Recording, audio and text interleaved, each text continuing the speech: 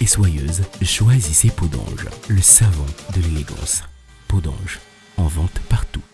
Quel plaisir de vous avoir avec nous sur Tout TV Africa dans ce nouveau numéro de Getting. Madame, Monsieur, bonjour et bienvenue. Le président français Emmanuel Macron a nommé Macky Sall, son homologue sénégalais, comme envoyé spécial et président du comité de suivi du Pacte de Paris pour la planète et les peuples 4P. Cette nomination est vivement critiquée par l'opposition sénégalaise qui a adressé une lettre au président français. Selon les partis de l'opposition, dont le Front pour l'inclusivité et la transparence des élections, cette nomination du président sénégalais à ce poste est une humiliation à l'égard du peuple sénégalais et une ingérence de la France dans les affaires d'autres États.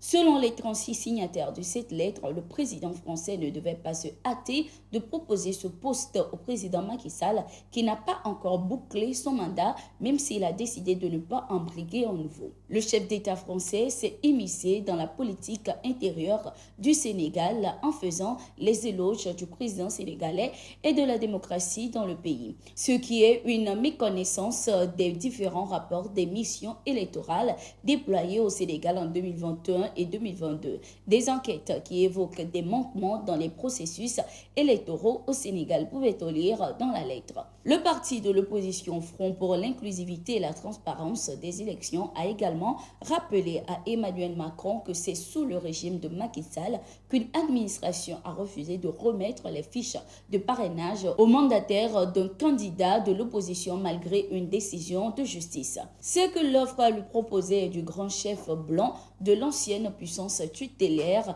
en l'occurrence la France. Que vient donc chercher le coq gaulois dans la basse-cour de la Teranga en lien avec l'avenir du président sénégalais sur le départ? Et de quel droit la France a-t-elle à lui accordé un satisfecit au point de lui trouver un point de chute? C'est assurément ce genre de posture hexagonale qui n'a de cesse d'exposer la France aux critiques véhémentes sur le continent et de nourrir le French bashing. Toujours est-il que la précipitation dont l'Élysée fait montre est pour le moins maladroite, surtout dans un contexte où sa politique étrangère en Afrique est plus que jamais décriée.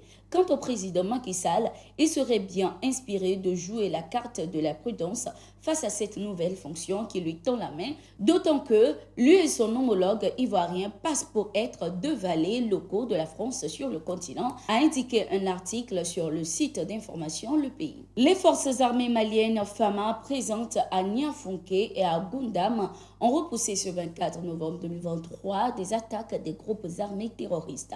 À travers un communiqué, l'état-major malien a reconnu avoir subi des tirs d'obus à Niafunké et à Goundam. Il précise que la tentative d'occupation de ces deux emprises a été infructueuse.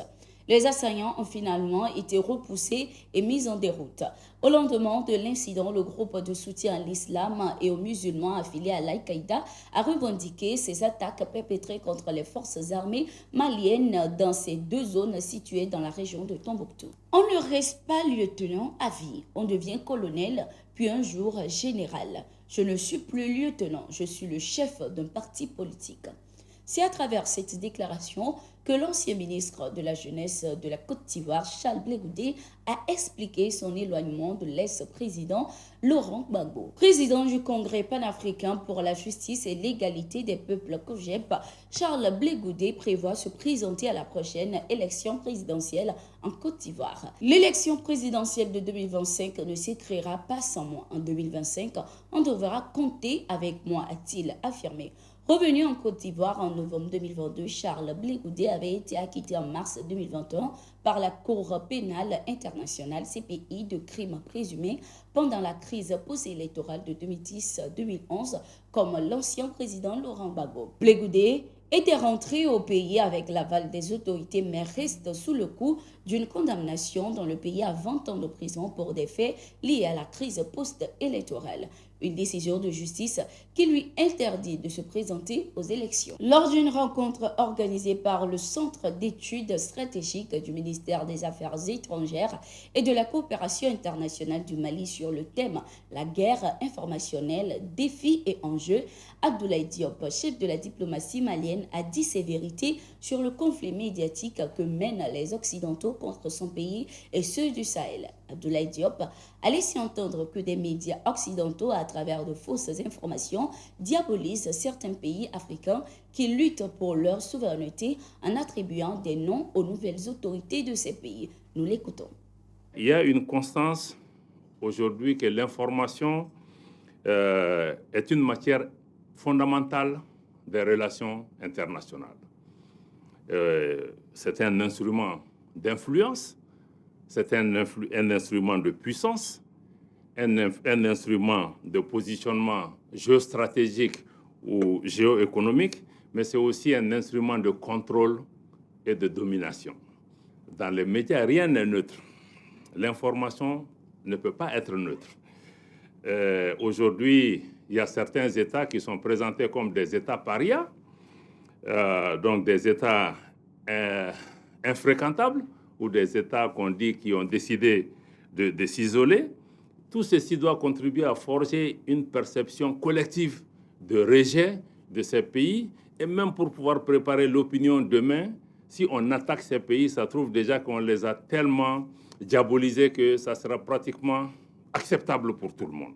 Aujourd'hui, même le fait que certains décident que, on décide d'appeler certains gouvernements juntes et d'autres gouvernements qui sont venus dans les mêmes conditions avec d'autres noms, c'est parce qu'on veut les légitimer et pour pouvoir attaquer ceux qu'on n'aime pas parce qu'on a déjà mis le label junte et on met toute la connotation négative. Et nous-mêmes, journalistes, citoyens, on se met à répéter. Après eux, on appelle nos autorités comme les autres veulent les appeler. C'est sur cet extrait que nous refermons cette édition. Merci d'être resté avec nous. Nous sommes en continu sur nos différentes plateformes.